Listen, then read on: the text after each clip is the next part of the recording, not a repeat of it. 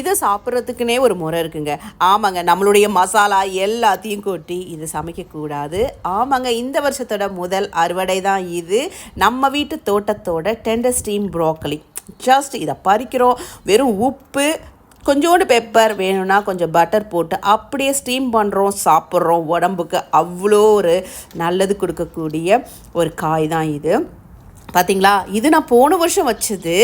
அது இந்த வருஷம் வின்டர் ஃபுல்லாகவே எவர் க்ரீனாக இருக்கும். கொஞ்சம் கூட காயவே காயாது. வின்டரில் கூட வந்து ஒரு 2 இலை பறிச்சுட்டு போய் பருப்பு போட்டு செஞ்சு சாப்பிட்டா அந்த மாதிரி இருக்கும்.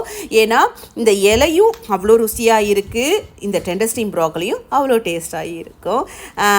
இந்த டெண்டர் ஸ்டீம் ப்ரோக்கலி வந்து நம்ம ஆரம்பத்தில் வைக்கும்போது கூட நிறைய டிசீஸ் வருது. ஆனால் இந்த வின்டரில் ஃபுல்லாகவே நமக்கு எந்தவித தொல்லையும் இல்லாமல், பர்டிகுலராக அந்த ஸ்ப்ரிங்கில் வரக்கூடிய அந்த டெண்டர் ஸ்டீம் ப்ரோக்கலி ரொம்ப ஃப்ரெஷ்ஷாக இருக்குது.